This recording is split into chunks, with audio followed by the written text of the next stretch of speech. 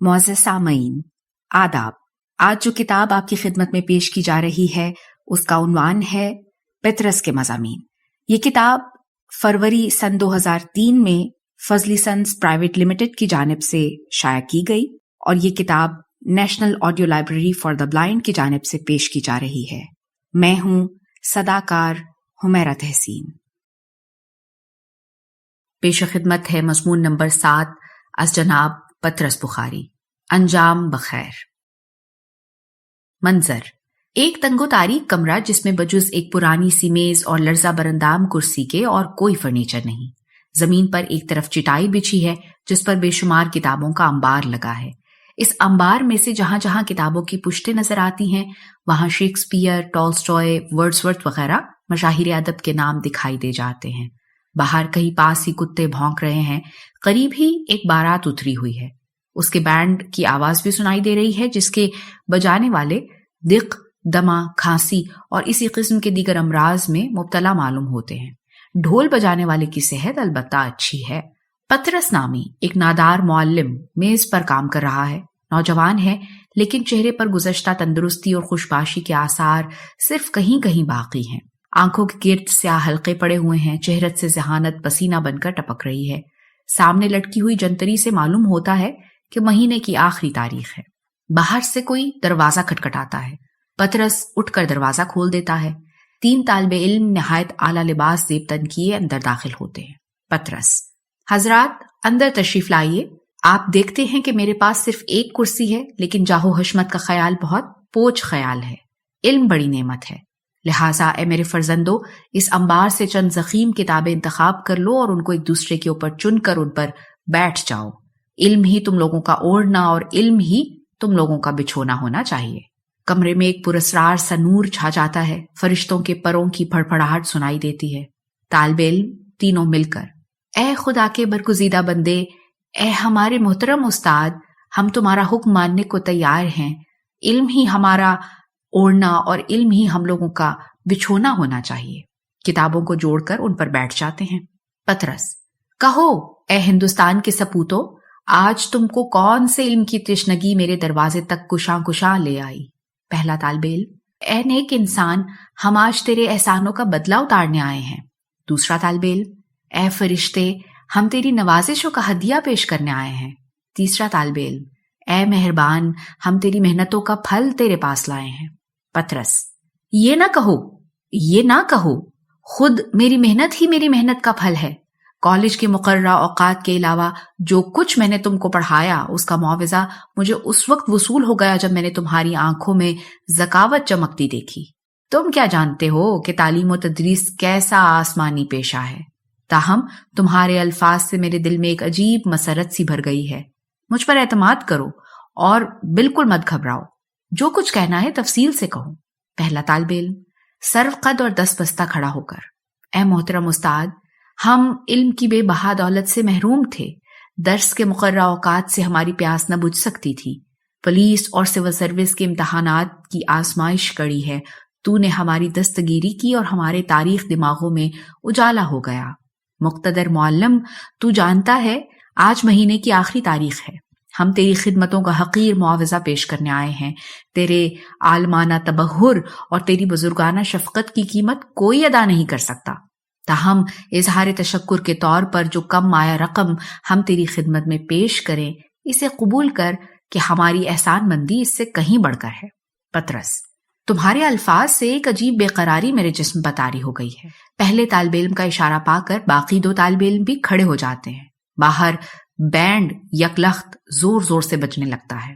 پہلا طالب علم آگے بڑھ کر: ہمارے مہربان، مجھ حقیر کی نظر قبول کر، بڑے ادب و احترام کے ساتھ اٹھنی پیش کرتا ہے۔ دوسرا طالب علم آگے بڑھ کر: اے فرشتے، میرے ہدیے کو شرف قبولیت بخش، اٹھنی پیش کرتا ہے۔ تیسرا طالب علم آگے بڑھ کر: اے نیک انسان، مجھ ناچیز کو مفتخر فرما، اٹھنی پیش کرتا ہے۔ پطرس جذبات سے بے قابو ہو کر رقت انگیز آواز سے: اے میرے فرزندو، خدا کی رحمت تم پر نازل ہو، تمہاری سعادت مندی اور فرض شناسی سے میں بہت متاثر ہوا ہوں. تمہیں اس دنیا میں آرام اور آخرت میں نجات نصیب ہو اور خدا تمہارے سینوں کو علم کے نور سے منور رکھے. تینوں اٹھنیاں اٹھا کر میز پر رکھ لیتا ہے. طالب علم تینوں مل کر: اللہ کے برگزیدہ بندے، ہم فرض سے سبکدوش ہو گئے. اب ہم اجازت چاہتے ہیں کہ گھر پر ہمارے والدین ہمارے لیے بےتاب ہوں گے. پطرس: خدا تمہارا حامی و ناصر ہو اور تمہارے علم کی پیاس اور بھی بڑھتی رہے. طالب علم چلے جاتے ہیں. پطرس تنہائی میں سر بسجود ہو کر: باری تعالیٰ، تیرا لاکھ لاکھ شکر ہے کہ تو نے مجھے اپنی ناچیز محنت کے ثمر کے لیے بہت دنوں انتظار میں نہ رکھا. تیری رحمت کی کوئی انتہا نہیں، لیکن ہماری کمائیگی اس سے بھی کہیں بڑھ کر ہے.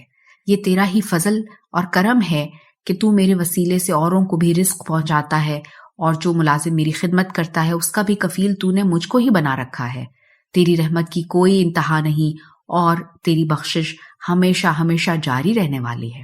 کمرے میں پھر ایک پر اسرار سی روشنی چھا جاتی ہے اور فرشتوں کے پروں کی پھڑپڑاہٹ سنائی دیتی ہے. کچھ دیر کے بعد پطرس سجدے سے سر اٹھاتا ہے اور ملازم کو آواز دیتا ہے: اے خدا کے دیانتدار اور محنتی بندے، ذرا یہاں تو آئیو. ملازم باہر سے: اے میرے خوش خصال آقا، میں کھانا پکا کر آؤں کہ تعجیل شیطان کا کام ہے. ایک طویل وقفہ جس کے دوران درختوں کے سائے پہلے سے دگنے لمبے ہو گئے ہیں. پطرس: آہ، انتظار کی گھڑیاں کس قدر شیریں ہیں. کتوں کے بھونکنے کی آواز کس خوش اسلوبی سے بینڈ کی آواز کے ساتھ مل رہی ہے. سر بسجود گر پڑتا ہے، پھر اٹھ کر میز کے سامنے بیٹھ جاتا ہے. اٹھنیوں پر نظر پڑتی ہے اور ان کو فوراً کتاب کے نیچے چھپا دیتا ہے. پطرس: آہ، مجھے زر و دولت سے نفرت ہے. خدایا، میرے دل کو دنیا کی لالچ سے پاک رکھیو. ملازم اندر آتا ہے. پطرس: اے مزدور پیشہ انسان، مجھے تم پر رحم آتا ہے کہ ضیاء علم کی ایک کرن بھی کبھی تیرے سینے میں داخل نہ ہوئی. تاہم خداوند تعالیٰ کے دربار میں تم ہم سب برابر ہیں. تو جانتا ہے آج مہینے کی آخری تاریخ ہے. تیری تنخواہ کی ادائیگی کا وقت سر پر آ گیا. خوش ہو کہ آج تجھے اپنی مشقت کا معاوضہ مل جائے گا. یہ 3 اٹھنیاں قبول کر اور باقی کے 18.5 روپے کے لیے کسی لطیفہ غیبی کا انتظار کر. دنیا امید پر قائم ہے اور مایوسی کفر ہے.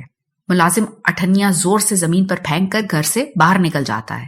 بینڈ زور سے بجنے لگتا ہے.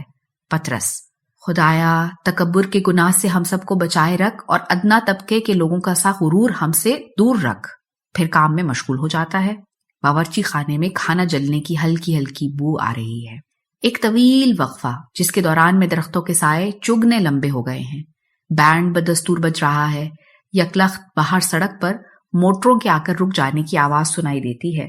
تھوڑی دیر بعد کوئی شخص دروازے پر دستک دیتا ہے. پطرس کام پر سے سر اٹھا کر: اے شخص، تو کون ہے؟ ایک آواز باہر سے: حضور، میں غلاموں کا غلام ہوں اور باہر دست بستہ کھڑا ہوں کہ اجازت ہو تو اندر آؤں اور عرض حال کروں. پطرس دل میں: میں اس آواز سے ناآشنا ہوں، لیکن لہجے میں پایا جاتا ہے کہ بولنے والا کوئی شائستہ شخص ہے. خدایا، یہ کون ہے؟ بلند آواز سے: اندر آ جائیے. دروازہ کھلتا ہے اور ایک شخص لباس فاخرہ پہنے اندر داخل ہوتا ہے. گو چہرے سے وقار ٹپک رہا ہے لیکن نظریں زمین دوز ہیں. ادب و احترام سے ہاتھ باندھے کھڑا ہے. پطرس: آپ دیکھتے ہیں کہ میرے پاس صرف ایک ہی کرسی ہے، لیکن جاہ و حشمت کا خیال بہت پوچھ خیال ہے. علم بڑی نعمت ہے، لہٰذا اے محترم اجنبی، اس انبار میں سے چند ضخیم کتابیں انتخاب کر لو اور ان کو ایک دوسرے کے اوپر چن کر ان پر بیٹھ جاؤ. علم ہی ہم لوگوں کا اوڑھنا اور علم ہی ہم لوگوں کا بچھونا ہونا چاہیے. اجنبی: اے برگزیدہ شخص، میں تیرے سامنے کھڑے رہنے ہی میں اپنی سعادت سمجھتا ہوں. پطرس: تمہیں کون سے علم کی تشنگی میرے دروازے تک کشاں کشاں لے آئی؟ اجنبی: اے ذی علم محترم، گو تم میری صورت سے واقف نہیں، لیکن میں شعبہ تعلیم کا افسر اعلیٰ ہوں اور شرمندہ ہوں کہ میں آج تک کبھی نیاز حاصل کرنے کے لیے حاضر نہ ہوا. میری اس کوتاہی اور غفلت کو اپنے علم و فضل کے صدقے معاف کر دو. آپ دیدہ ہو جاتا ہے. پطرس: اے خدا، کیا یہ سب وہم ہے؟ کیا میری آنکھیں دھوکہ کھا رہی ہیں؟ اجنبی: مجھے تعجب نہیں کہ تم میرے آنے کو وہم سمجھو، کیونکہ آج تک ہم نے تم جیسے نیک اور برگزیدہ انسان سے اس قدر غفلت برتی کہ مجھے خود اچنبا معلوم ہوتا ہے، لیکن مجھ پر یقین کرو، میں فی الحقیقت یہاں تمہاری خدمت میں کھڑا ہوں اور تمہاری آنکھیں تمہیں ہرگز دھوکہ نہیں دے رہی۔ اے شریف اور غمزدہ انسان، یقین نہ ہو تو میری چٹکی لے کر میرا امتحان لے لو۔ پطرس اجنبی کے چٹکی کاٹ لیتا ہے۔ اجنبی بہت زور سے چیختا ہے۔ پطرس: ہاں مجھے اب کچھ یقین آ گیا ہے، لیکن حضور والا، آپ کا یہاں قدم رنجا فرمانا میرے لیے اس قدر باعث فخر ہے کہ مجھے ڈر ہے کہ کہیں میں دیوانہ نہ ہو جاؤں۔ اجنبی: ایسے الفاظ کہہ کر مجھے کانٹوں پر نہ گھسیٹو اور یقین جانو کہ میں اپنی گزشتہ خطاؤں پر بہت نادم ہوں۔ پطرس مبہوت ہو کر: مجھے اب کیا حکم ہے؟ اجنبی: میری اتنی مجال کہاں کہ میں آپ کو حکم دوں، البتہ ایک عرض ہے، اگر آپ منظور کر لیں تو میں اپنے آپ کو دنیا کا سب سے خوش نصیب انسان سمجھوں۔ پطرس: آپ فرمائیے، میں سن رہا ہوں، گو مجھے یقین نہیں کہ یہ عالم بیداری ہے۔ اجنبی تالی بجاتا ہے، 6 خدام 6 بڑے بڑے صندوق اٹھا کر اندر داخل ہوتے ہیں اور زمین پر رکھ کر بڑے ادب سے کورنش بجا لا کر باہر چلے جاتے ہیں۔ اجنبی صندوقوں کے ڈھکنے کھول کر: میں بادشاہ معظم، شہزادہ ویلز، وائسرائے ہند اور کمانڈر ان چیف، ان چاروں کی ایما پر یہ تحائف آپ کی خدمت میں آپ کے علم و فضل کی قدردانی کے طور پر لے کر حاضر ہوا ہوں۔ بھرائی ہوئی آواز سے: ان کو قبول کیجئے اور مجھے مایوس واپس نہ بھیجیے، ورنہ ان سب کا دل ٹوٹ جائے گا۔ پطرس صندوق دیکھ کر: سونا، اشرفیاں، جواہرات، مجھے یقین نہیں آتا۔ آیت الکرسی پڑھنے لگتا ہے۔ اجنبی: ان کو قبول کیجئے اور مجھے واپس نہ بھیجیے۔ آنسو ٹپ ٹپ گرتے ہیں۔ پطرس: اے اجنبی، تیرے آنسو کیوں گر رہے ہیں اور تو گا کیوں رہا ہے؟ معلوم ہوتا ہے تجھے اپنے جذبات پر قابو نہیں، یہ کمزوری کی نشانی ہے۔ خدا تجھے تقویت اور ہمت دے۔ میں خوش ہوں کہ تو اور تیرے آقا علم سے اس قدر محبت رکھتے ہیں۔ بس اب جا کہ ہمارے مطالعے کا وقت ہے۔ کل کالج میں اپنے لیکچروں سے ہمیں 400-500 روحوں کو خواب جہالت سے جگانا ہے۔ اجنبی سسکیاں بھرتے ہوئے: مجھے اجازت ہو تو میں بھی حاضر ہو کر آپ کے خیالات سے مستفید ہوں۔ پطرس: خدا تمہارا حامی و ناصر ہو اور تمہارے علم کی پیاس اور بھی بڑھتی رہے۔ اجنبی رخصت ہو جاتا ہے۔ پطرس صندوقوں کو کھوئی ہوئی نظروں سے دیکھتا رہتا ہے اور پھر یک لخت مسرت کی ایک چیخ مار کر گر پڑتا ہے اور مر جاتا ہے۔ کمرے میں ایک پراسرار نور چھا جاتا ہے اور فرشتوں کے پروں کی پھڑپڑاہٹ سنائی دیتی ہے۔ باہر بینڈ بدستور بج رہا ہے۔